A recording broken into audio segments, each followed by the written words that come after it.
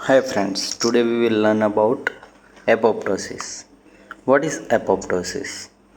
Apoptosis is a programmed cell death. Why we need it? Why we need programmed cell death?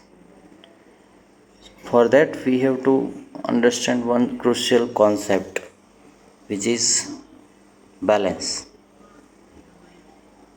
Any tissue in our body maintains a total number of cells at any point of time by two methods.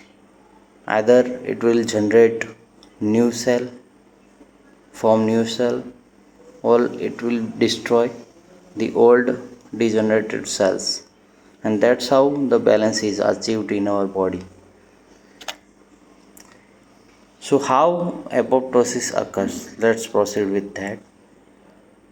Any old cell, when it is stimulated for the apoptosis process, it leads to activation of procaspase into caspase, and that caspase enzyme would further trigger the more activation of caspase. Caspase enzymes proceed with protein degradation. It can degrade the protein present in all the organelles in the cell. Due to this, cell size will shrink and the membrane will be altered. Alteration of membrane leads to activation of macrophages surrounding that cell. Once the macrophages gets attached to this shrinking cell, it will start the process of phagocytosis. And at the end of the process of phagocytosis, cell gets digested via macrophage.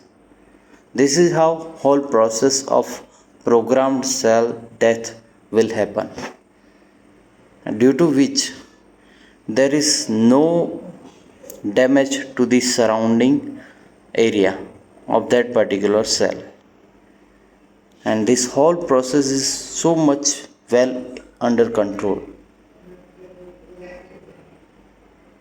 Now we will compare this process with the process of cell necrosis. How it differs? Cell death can be occurred according to the process of apoptosis or the process of necrosis.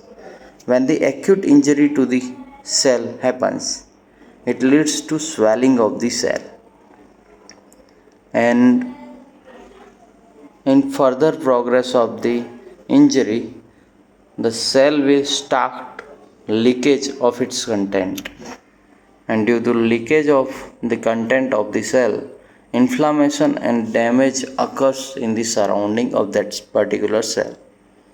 That's how it differs from the apoptosis.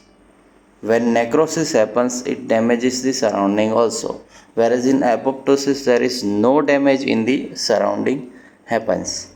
Another difference is, in apoptosis there is cell shrinkage seen, whereas in necrosis we can see the swelling of the cell.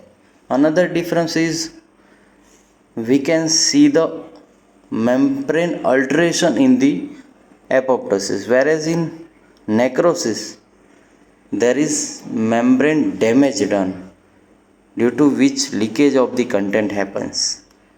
That's the main difference between apoptosis and cell necrosis.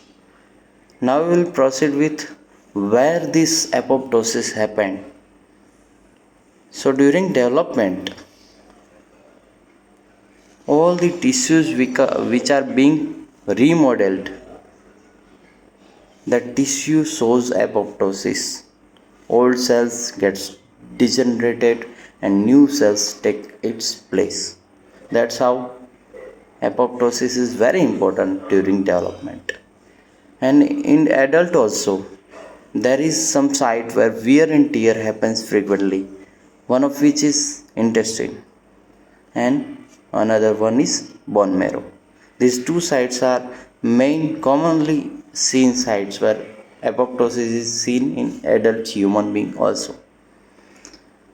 Now, some abnormalities can be seen in apoptosis, which leads to cancer, autoimmune disease, or neurodegenerative diseases like Alzheimer happening due to abnormality in the apoptosis.